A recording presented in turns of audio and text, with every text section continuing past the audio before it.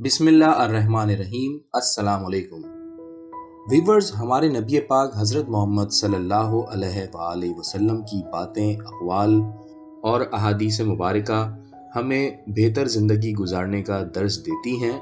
बहुत सी ऐसी छोटी छोटी बातें नबी पाक ने अपनी उम्मत को सिखाई हैं, जिनको अडॉप्ट करते हुए हम अपनी ज़िंदगी को बेहतर बना सकते हैं, सेहतमंद बना सकते हैं। जैसा कि आप सल्लल्लाहु अलैहि वसल्लम ने फरमाया, बदबूदार और गंदे लोगों के साथ ना बैठा करो। रिसर्चर्स कहते हैं कि बदबू इंसान को डिप्रेस करती है, जबकि खुशबू हमारी तवानाई में इजाफे का बाइस बनती है। इंसान अगर रोज़ाना 10 मिनट बदबूदार और गंदे लोगों में बैठना शुरू कर दे तो ये 20 दिनों में डिप्रेशन का शिकार हो जाएगा।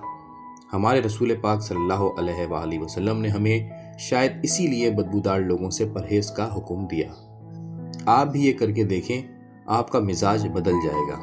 रसूल पाक ने यह भी फरमाया कि फजर और इशराक, असर और मगरिब और इशा के दौरान सोने से बाज रहा करो। इस फरमान में भी बेशुमार तिब्बी हिकमतें पोशीदा हैं। मसलन आज मेडिकल साइंस ने यह डिस्कवर किया है कि कुर्रे अर्ज़ पर फजर और अशराक के दौरान ऑक्सीजन की मिक़दार सबसे ज़्यादा होती है। हम अगर इस वक्त सो जाएं तो हम इस ऑक्सीजन से महरूम हो जाते हैं और यूं हमारी तबीयत में बोझलपन आ जाता है। हम आहिस्ता आहिस्ता चिड़चिड़े और बेजार हो जाते हैं।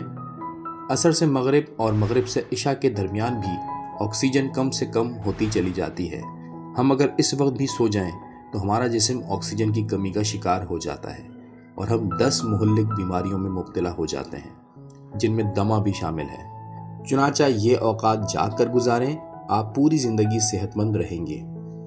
इसी तरह आप सल्लल्लाहु अलैहि वसल्लम ने एक बहुत ही ज़बरदस्त हिकमत हमें तालीम फरमाई है, और वो ये कि फरमाया कि रफ़े हाजत की जगह यानी टॉयलेट में मत थूको। ये हुक्म भी अपने अंदर 2 हिकमतें रखता है। टॉयलेट में थूकने के बाद आने वालों को भी तकलीफ़ होती है, और दूसरा ये कि टॉयलेट में लाखों किस्म के जरासीम भी होते हैं। हम जब थूकने के लिए मुंह खोलते हैं तो ये जरासीम हमारे मुंह में पहुंच जाते हैं। ये हमारे लुआब दहन में परवरिश पाते हैं, ये मैदे और फेफड़ों में पहुंचते हैं और फिर ये हमें बीमार कर देते हैं। आपको ये जानकर हैरानी होगी कि हमारी नाक जरासीम को फेफड़ों तक जाने नहीं देती। हमारी नाक से सिर्फ केमिकल्स जिस्म में दाखिल होते हैं। जरासीम ज़्यादातर मुंह से बदन में उतरते हैं और इनका बड़ा सोर्स टॉयलेट होते हैं। चुनांचे आप टॉयलेट में लंबी लंबी सांसें लेने, थूकने, गाना गाने, आवाज़ें देने और मोबाइल फ़ोन पर बात करने से परहेज़ करें। आपकी सेहत अच्छी रहेगी। इसके अलावा नबी पाक सल्लल्लाहु अलैहि वसल्लम ने एक और हिकमत हमें यह दी है कि फरमाया कि लकड़ी के कोयले से दांत साफ़ ना करो। हम में से बेशुमार लोग ऐसे हैं जो कोयले से दांत साफ़ करते हैं।